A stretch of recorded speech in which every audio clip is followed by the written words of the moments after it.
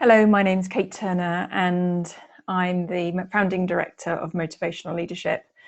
I wanted to share with you some thinking. We are clearly living in difficult times and I feel really compelled to share my understanding of what you might be going through with regards to your motivation at this point when it feels like everything's being turned upside down.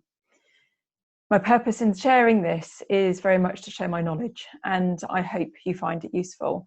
To do that, for those of you that know me, I'm always drawing things, I'm always wanting to share slides. So I'm going to do that right now. I'm going to share my screen with you so that you can be taken through a few slides that I'm hoping you'll find useful, and feel free to share this with your teams. So I think when something like this happens, we get confused between what we want to happen in our home lives and at work and what our needs are. So much of our needs are really compelling right now. We need to be able to secure those really basic human needs in order to, well, it feels like survive for some people. And I don't want to detract from that or distract our thinking from that. It's really very much what is going on right now is triggering our needs.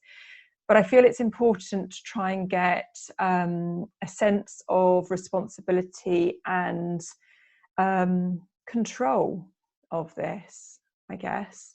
And that's why I put this slide deck together. So wants and needs. What we're talking about here are quite different things. Most of you know very much the Maslow's hierarchy of needs, and often when I'm in a training program, I talk about the fact that we can't get to those higher order needs, the things like learning and feeling like they're really making a difference, unless our lower order needs are being taken care of. What's interesting is that in everyday life, when things are in a normal place, actually our needs and our wants don't necessarily need to stack up in this way. What you're driven by is what you're driven by, and that's why we do so much work with organisations to recognise that actually it's a very individual thing as to what drives somebody.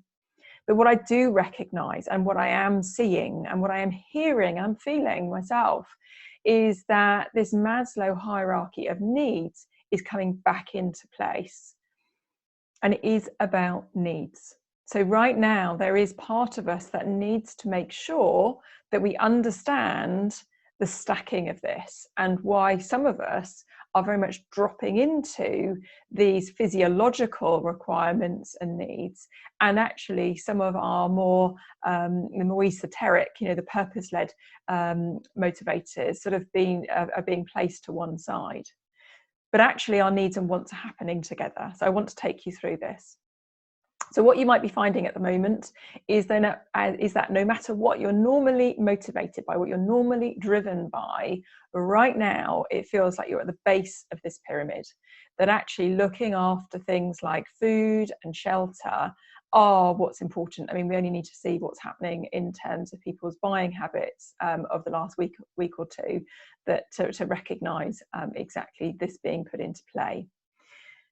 We also recognise that need for safety. Do I feel safe? And I'm sure you've been drawn to getting as much information as possible in order to know what it is that you need to do in order to be safe during this time.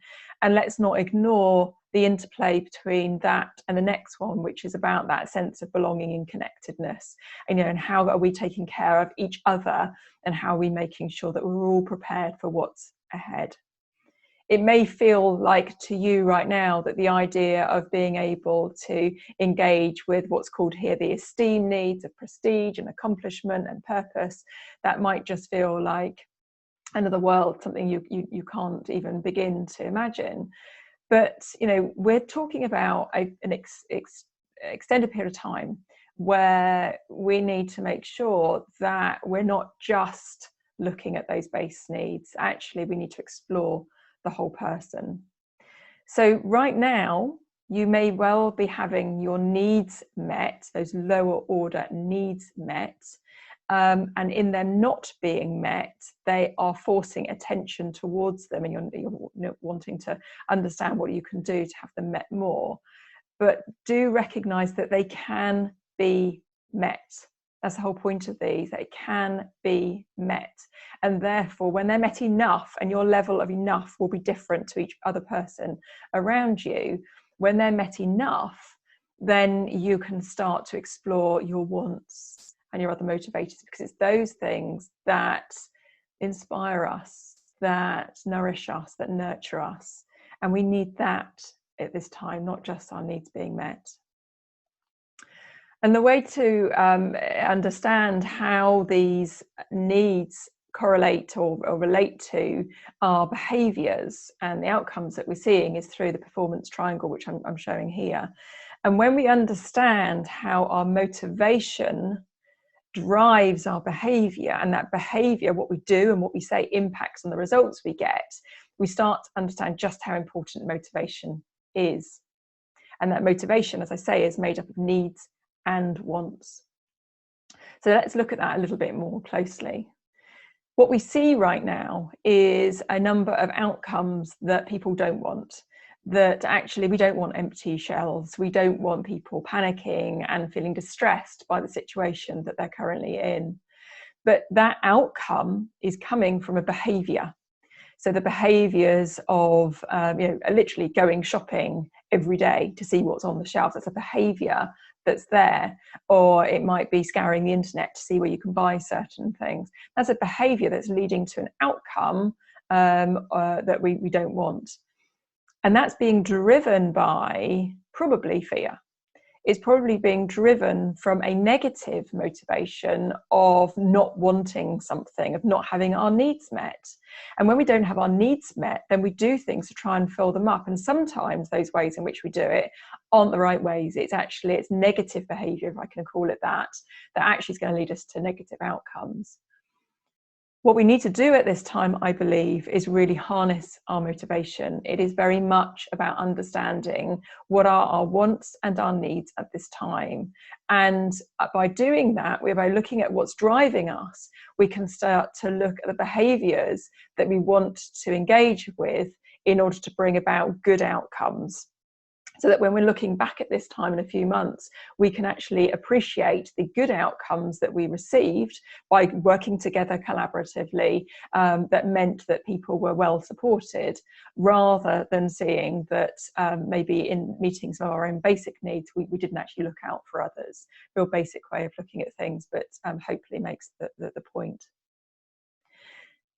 I want to bring this to the leadership point as well. It's without doubt, we have people in true leadership position. There are leaders in our country at the moment who are having to make some very difficult calls about what seems to be the best thing to get us together through this crisis in the best way possible.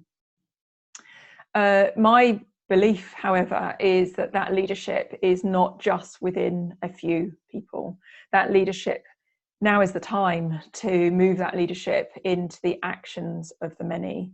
And if you hold a leadership position, so you have that title, you may be looking around your teams, around your organisations right now and thinking, oh gosh, what can I do? And actually what you can do is you can engender this sense of leadership within the teams that you're working with, so that everybody is stepping up into their own leadership, and so that we can see the actions of the many that drives this forward, rather than relying on the actions of the few. So I think this is going to be a daily practice of reminding people to take responsibility for their behaviours and their motivations, to be able to truly show up as to what's going on for them. That means showing some vulnerability, but it also sort of means that they can show up other aspects of who they are. But it is from this space of responsibility. What can I do in order to have my needs and wants met, in order to deliver behaviours that are going to drive us forward through this, rather than not have my needs and wants met, perhaps presume other people will do that for me, or leave me without them being met, which means that it's likely to trigger negative behaviours. Because when we have positive behaviours being engendered within all of us, we can actually start playing to our strengths. We can actually start moving forwards. And that's what we do. So it is very much something that you can pass on to others, is a sense of enabling other people to do the same and to take responsibility. So many of you will have done motivational maps if you've been working with us over the years, and I wanted to bring you back to this common language that we've established to say, please don't be surprised if that order of your 9 motivators that you'll have got through your map has actually changed at this point, because what's happening right now is that greater focus will be placed on your needs being met than your wants. In other words, those needs, those motivators that are lower down your motivational profile, normally don't even bother you, don't even think about them, because they're being met. But circumstances have clearly changed. And so if we take a really simple one like builder, money, maybe normally on a day-to-day basis, you just know you're going to get monthly income, you know your business is successful, you'll keep getting clients, and so you don't even think about that. It doesn't drive your business. But right now, you look ahead to the next 3, 4, 5 months and start to think, well, what's going to happen with my client base? What's going to happen with the level of income we're getting in the business? And it starts to raise up this feeling of this need to be met.